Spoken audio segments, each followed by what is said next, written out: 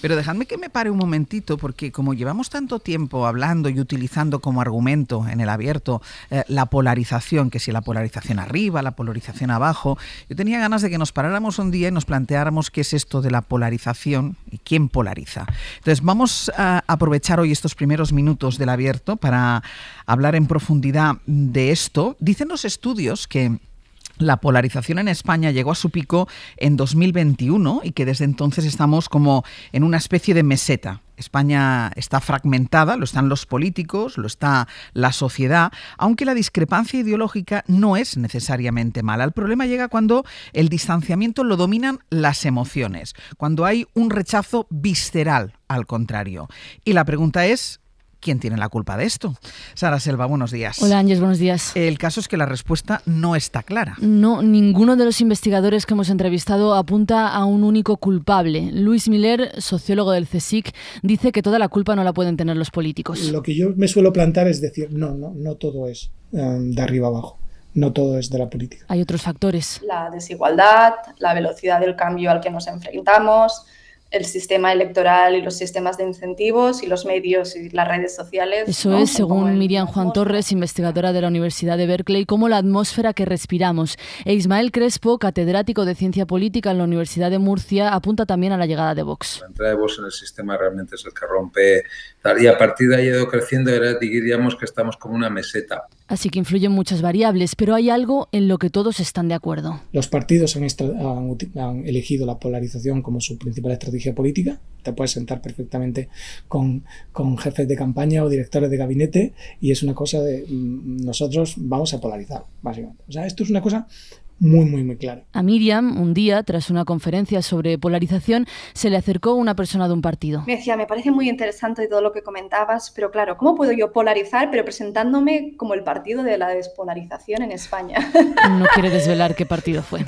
Tengo curiosidad. El objetivo es claro, ¿no? De todas formas, Sara, dividir. Dividir sobre todo al contrario y a la vez juntar a los tuyos frente a un enemigo común. Esto lo vemos a diario, con el gobierno, por ejemplo, hace poco explotando el tema del aborto porque sabe que divide al PP y el PP poniendo el foco en la inmigración porque sabe que no todos piensan igual en el PSOE. Pero esto no es necesariamente malo. De hecho, según Miriam Juan Torres, puede ser hasta necesario. Subirle temperatura y poner el dedo o señalar una injusticia, una vulneración de derechos y libertades fundamentales, quizás es necesario en ese momento. Lo que ocurre es que el distanciamiento es tal que los partidos solo hablan de aquello que les divide y casi nunca de lo que sí están de acuerdo. Pero es que no hay conversación.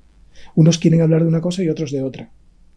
Y exactamente son aquellas cosas, pues eso, que te unen a ti, unen a los tuyos y dividen a los otros. Esto se suele hacer además simplificando los discursos, sin que haya matices, y en ese camino es habitual acabar no solo polarizando, sino crispando, desacreditando moralmente al contrario, demonizándolo, convirtiéndolo en una amenaza existencial y convenciendo a los tuyos de que efectivamente lo es. Y eso tiene consecuencias, claro. Tiene consecuencias democráticas, porque si el de enfrente es el enemigo, si es el demonio, si es el enemigo a batir, pues no puedes pactar con él. Te estás inhabilitando a la hora de pactar, porque tú entonces estarías diciendo, enviando el mensaje de que pactas con el enemigo. Esto, explica Miriam, puede acabar abriendo la puerta a prácticas autoritarias. Es decir, si está un votante muy polarizado y percibe al otro, entre comillas, como un enemigo, quizá va a pensar pues, que a lo mejor la vigilancia masiva, la vulneración de los derechos humanos, la detención sin proceso judicial, son medidas que sí son autocráticas, pero son necesarias porque el otro es tan malo y tan peligroso. Pero también tiene consecuencias sociales. Los simpatizantes de los partidos, dicen los investigadores, se convierten en hooligans. Da igual lo que se diga, lo importante es quién lo diga. Y la sociedad pues se divide en dos bandos. Ana tiene 81 años, el pelo teñido de rojo y es de izquierdas de toda la vida. Bueno, yo soy de Izquierda Unida y voy a seguir siéndolo. A veces, cuando está viendo las noticias y aparecen Feijóo o Ayuso, se pone a insultarles, pero se esfuerza por decir sus nombres. No vaya a ser que los vecinos piensen que está insultando a su marido. Me lío a decir de todo, digo, como si me oyeran. Entonces, digo, es una forma de desahogarme, pero bueno, por lo menos me quedo a gusto. Cuenta que en el pueblo los vecinos no la saludan. Si pueden, hay gente que me oye, si puede no me dice hola. Es solamente por, ya te digo, la etiqueta. Incluso una que vino de fuera, una de Andalucía, que está allí en el pueblo, pues igual a mí por roja no me habla. Y bueno, hay gente incluso que ha ido a lo mejor a la iglesia a algún entierro y a la hora de como dicen en la misa, de dar la paz, pues ha habido gente que no me ha dado la paz y luego se ha acercado a comulgar. Eso lo tengo bueno.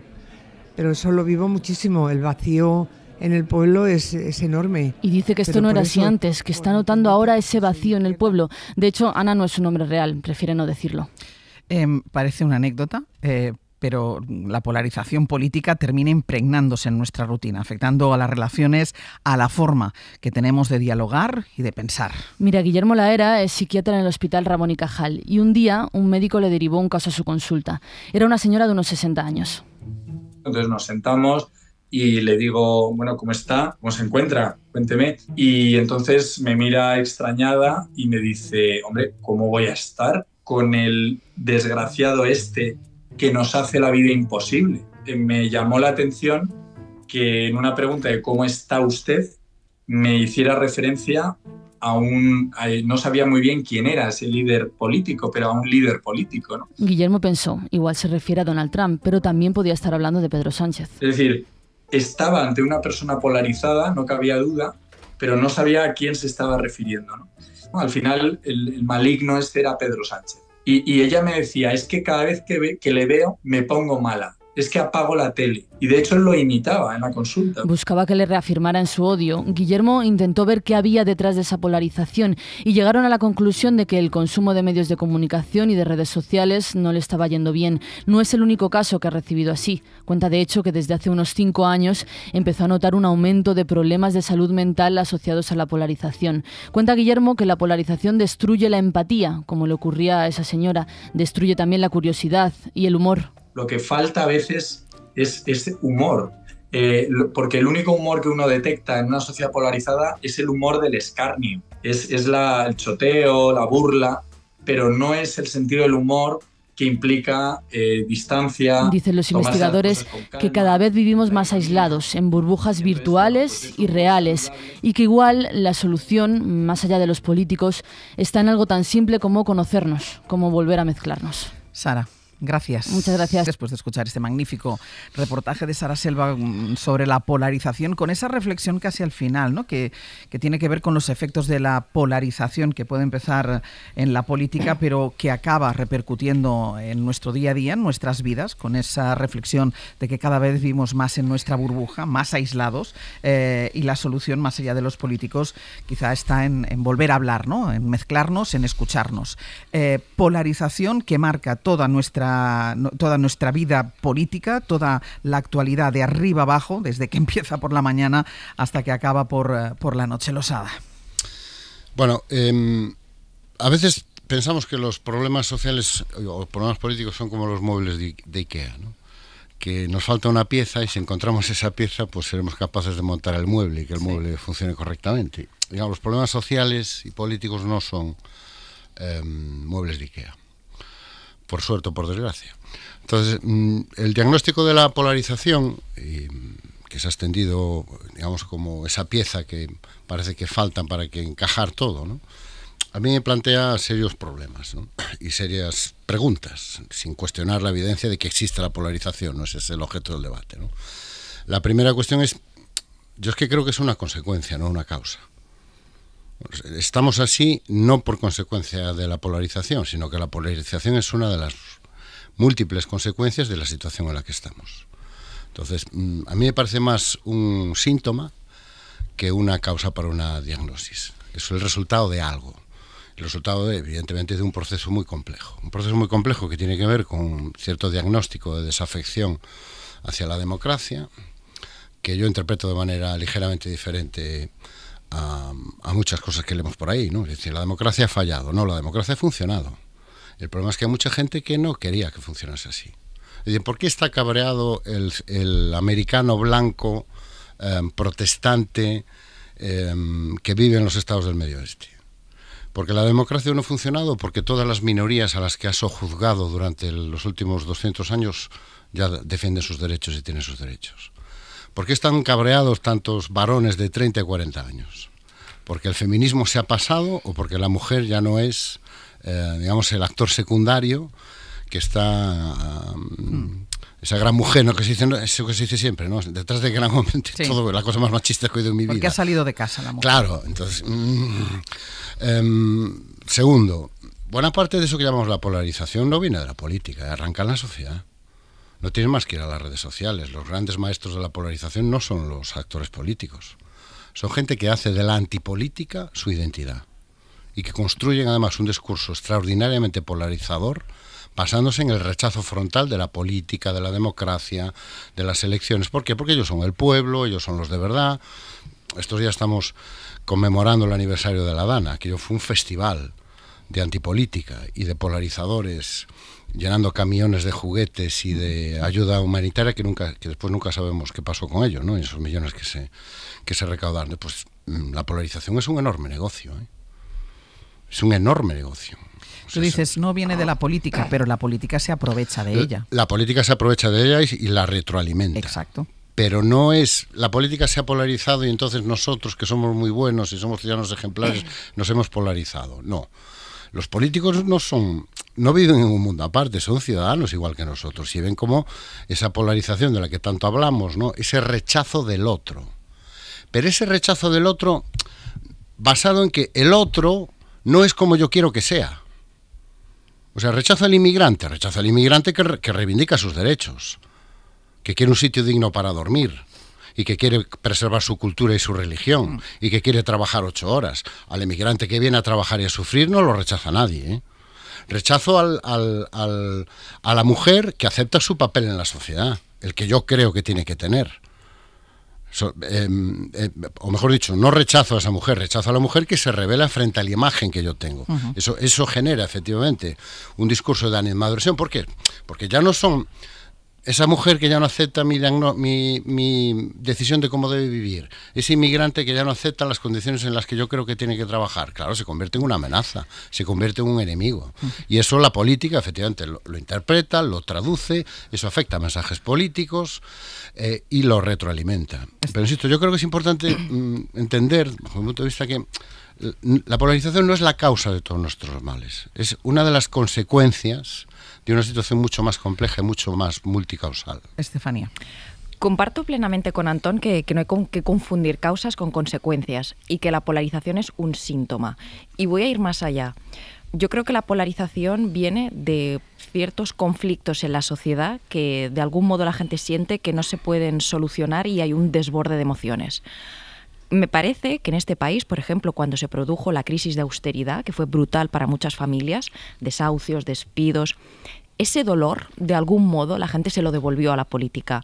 Y desde entonces hemos asistido a la implosión del bipartidismo, el surgimiento de fuerzas cada vez más extremas, que hacen que aquella competición que de algún modo los partidos tendían al centro, aquello que se decía en España, las elecciones se ganan en el centro. Ahora no es que se ganen en los extremos, pero los principales partidos, el bipartidismo, necesita comerse a sus extremos, de algún modo integrando esas demandas más duras, más emotivas, más pulsiones de ira, que han traído esas nuevas formaciones a lomos de un sufrimiento social, la cuestión de la desigualdad, la precariedad o los conflictos territoriales, que en este país el proceso independentista también ha generado mucho rechazo en ciertas corrientes de la derecha. Entonces, para mí, evidentemente, es un síntoma de entrada. Y luego también cómo la cadena de mando se desarrolla a partir de eso. Hay evidentemente una deslegitimación del otro, un sentimiento de que si tú existes no puede existir mi visión del mundo. Y esto viene espoleado por varias vías. Por un lado, yo creo que en el esquema comunicativo en el que nos movemos, por ejemplo, las redes sociales, dan esa impresión todo el tiempo de cámaras de eco, donde si tú dices una cosa yo tengo que estar totalmente contrario. ¿Por qué? Porque de algún modo sabemos que lo que se viraliza, ese activismo, siempre es desde la confrontación. Si tú coges mañana y pones un comentario en redes sociales, hola, buenos días, siempre habrá quien te diga, bueno, buenos días serán para ti, pero tú sabes ya lo que tienes que decir, si es de tono más elevado, para que eso se viralice y tú logres notoriedad. Esas dinámicas también están ya dentro de nosotros. Pero eso es de algún modo. Es que ahí está el negocio de las redes sociales. Exactamente. Claro, es que yo comparto contigo, la polarización, Antón, es un negocio. Claro. La idea de negocio. ¿Por qué? Porque tú consigues que individuos que van por la calle tranquilamente y sin hacer nada, de golpe tengan una enorme necesidad de protestar a través de todos estos mecanismos con los que hay gente que gana dinero. Pero luego las consecuencias políticas que me parece que como para reflexionar entre todos. Lo peor que nos ha traído la polarización a España es la incapacidad de fiscalizar lo que hacen los nuestros, quienes sean los nuestros. ¿Por qué? Porque lo de delante siempre nos va a parecer peor. No es que los políticos simplemente ganen votos con esto y movilicen. Sabemos que las democracias más polarizadas son las más movilizadas. No es que con esto solo ganen votos, es que de algún modo si tú dices, bueno, por ejemplo, ¿no? Yo he tenido este problema, esto no lo he hecho bien o tal, pero mira qué ha hecho el otro. De pronto ese componente más gregario de partido de fútbol, de es verdad, es peor que lleguen los otros al poder que lo mal que lo podamos haber hecho nosotros.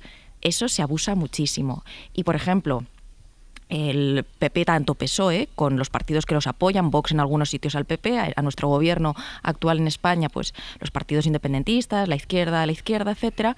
Claro, ni siquiera esos propios partidos, y nosotros se lo afeamos si de pronto sale mañana Sumar y se pelea con el PSOE porque algo no se ha hecho bien.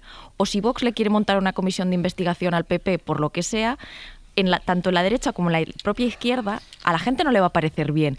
Eso yo creo que es lo peor que nos ha traído la polarización, la incapacidad. Y como ciudadanos igual. O sea, hay gente que estará dispuesta a asumir cualquier atropello que haya dicho o haya hecho su líder de turno antes que decir, bueno, pues si lo ha hecho mal hay que penalizarlo, ¿no? Porque lo que viene es lo de enfrente y es peor. Carlos. Sí, todo lo que llevo oído es muy razonable, ¿no? Me quedo con lo que ha dicho el compañero al inicio en la exposición del tema, que la polarización acaba, lamina con el sentido del humor, y el sentido del humor es el lubricante de la vida cotidiana, y al final tenemos que convivir. También pienso que la polarización debe ser un fenómeno en cierta manera cíclico, porque recuerdo lo que escribía nada menos que Antonio Machado en 1912, cuando decía que en España de cada 10 cabezas 9 embisten. Yo creo que ahí estaríamos bastante polarizados, ¿no? Yo sí creo que los políticos, la clase dirigente, tiene una altísima responsabilidad, porque tienen que cuidar mucho lo que dicen, porque el eco que tiene no es el mismo que lo que digan, que el que obtenga y genere los demás ciudadanos. Cuando un político habla de inmigración tiene que tener mucho cuidado. Cuando un político saca el tema de la guerra civil tiene que tener mucha cautela, porque de ahí se derivan consecuencias. Me atrevería a fijar el inicio de la polarización actual, del ciclo actual, que estaría, me voy a atrever a decir, en el final de Aznar, con esa alineación absoluta con los Estados Unidos, de la que estaba orgulloso, que generó la reacción de Zapatero, que rescató la guerra civil y trajo también consecuencias. Yo en ese final de mandato y el inicio del otro lo fijaría. Y después se alimentó, como no, creo que lo ha dicho Estefanía, con la crisis de 2008, de la que todavía no hemos salido, porque todavía sigue habiendo víctimas, que fue terrorífica, la pandemia que sobrevino después, la gente se sintió frustrada y, en último lugar, como no, con las redes sociales, que mucha gente la emplea como un gatillo, ¿no? Bueno, pero hay que tener cuidado. Vamos a ver, tampoco podemos sobrevalorar excesivamente el consenso como bien social. Decías tú, rescatar la guerra civil. Oiga, es que la polarización no se puede utilizar como un argumento para excluir temas de la agenda política. No, enfocarlos adecuadamente. Como quieras, pero de la guerra como civil no se puede. Bueno, como tú quieras decirlo. El hecho de que un tema provoque conflicto y provoque confrontación no puede servir como argumento para hay tema delicado, excluirlo. Termina Antonio, voy contigo, Carlos. Para excluirlo de la agenda política. Dice, se rescató la guerra civil. Bueno, es que había que rescatarla. Es que somos muchos los que exigíamos que se rescatara, y que a lo mejor guardamos silencio en aras de un bien social como el consenso, que es sobre el que se construyó, entre comillas, que también hay mucho que discutir, la transición, pero consideramos que el tiempo ya era razonable. Y cuando planteamos algo tan sencillo como, oiga, queremos recuperar la memoria de nuestros familiares, resulta que los agresores éramos nosotros. También hay que tener cuidado con el uso de la polarización como una especie de argumento de censura social. No, de esto no se habla porque esto divide. Entonces concentrémonos solo en lo que nos une. Está muy bien concentrarnos solo en lo que nos une, pero si la humanidad se hubiera concentrado solo en lo que nos une, seguramente seguiríamos en las cavernas y seguiríamos con el que descubrió el fuego enterrado para que no se supiera ese secreto. El conflicto genera progreso. Pasa que hay que saber encauzarlo, hay que saber articularlo, tenemos que revisar cómo funcionan nuestras instituciones, cómo funciona la conversación pública, cómo funciona el debate público, pero el conflicto no es per se malo. Otra cosa es la situación que ahora mismo se está generando, donde hay elementos que tienen mucho que ver pues con la revolución tecnológica. Yo creo que el elemento de las redes sociales es un elemento fundamental, porque introduce una plataforma que antes no existía para expresar esa animadversión al otro, y sobre todo hay un elemento económico. Esto es un negocio millonario. la polarización es un negocio millonario, no solo en términos de redes sociales, sino también en términos de comunicación. Y eso yo creo que no debe llevarnos a rehuir debates que tienen que estar en la agenda política, porque si no, es que la política en parte es la gestión del conflicto, y el conflicto no se gestiona negándolo o ocultándolo. Carlos, ¿qué querías decir algo? No, únicamente que si le puede demandar a un gobernante es que siempre prime la concordia, ¿no? Desde luego hay causas que son muy nobles, efectivamente, no se me ocurre discutirlas, pero aquello no salió del todo bien, vamos a dejarlo ahí, ¿no? Y además la polarización termina... No, en absoluto, claro. Pero a lo mejor es buscar otro momento, otra forma. No hay tema delicado, sino enfoque indebido, ¿no? Quizá, ¿no? Y a lo mejor, no sé, yo no me atrevo en esto, de verdad me parece absolutamente, estoy de acuerdo con quien hay que luchar por la memoria de sus seres queridos, faltaría más y hasta ahí podíamos llegar, ¿no? Pero quizá a lo mejor habría que haberlo hecho de otra forma, no me corresponde a mí, porque yo no gobernaba, pero desde luego promover siempre la concordia será el valor supremo.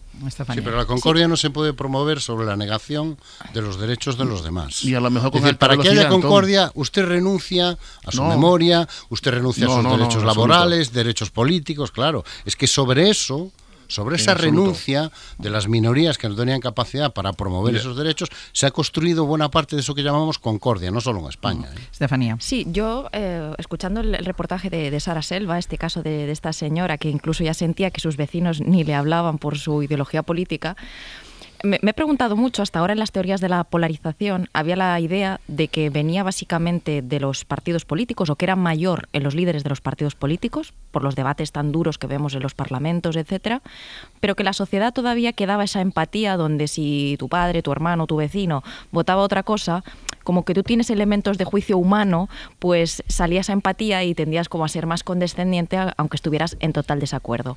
Y yo me pregunto mucho por qué eso también está implosionando, porque yo lo noto también en el día a día, mucho menos que en el Parlamento, obviamente, pero lo vas notando. Creo varias cosas. La primera, sí que hay formaciones políticas o ideologías que han venido a reventar consensos. Yo tampoco creo que el consenso sea un bien en sí mismo, porque tapa el conflicto político. A veces el consenso, como decía Antón, está basado en decir, bueno, aquí no hay ricos ni pobres, ¿no? Claro. Aquí ni feminismo ni machismo. Entonces tú sepultas el conflicto político, que también es ideología, sepultar los conflictos políticos.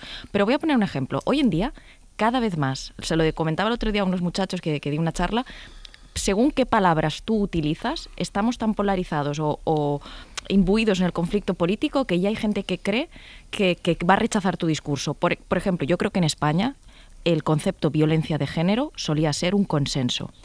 Han llegado partidos que han dicho, esto no es un consenso, esto es tu ideología. Bueno, pues aquí, cuando tú estás hablando con alguien y de pronto tú dices la violencia de género, por poner la palabra tal vez más paradigmática, el concepto más evidente, ya te coloca ideológicamente en un lugar. Vas a la evidencia científica como esto, como en tantas cosas. Si tú dices, yo creo que ante una pandemia la gente debería vacunarse, ya está.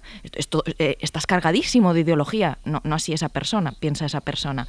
Y luego también, por último, la fragmentación de las audiencias. Antiguamente, todos estábamos, cuando se inventó la televisión, en el salón de nuestra casa, alrededor de una televisión, y eso hacía que la esfera pública estuviera más articulada en base a unos referentes comunes. Hoy en día, en el salón de una familia en España, uno está con la tableta, el otro está con el ordenador, el otro está en la tele, el otro está con el móvil.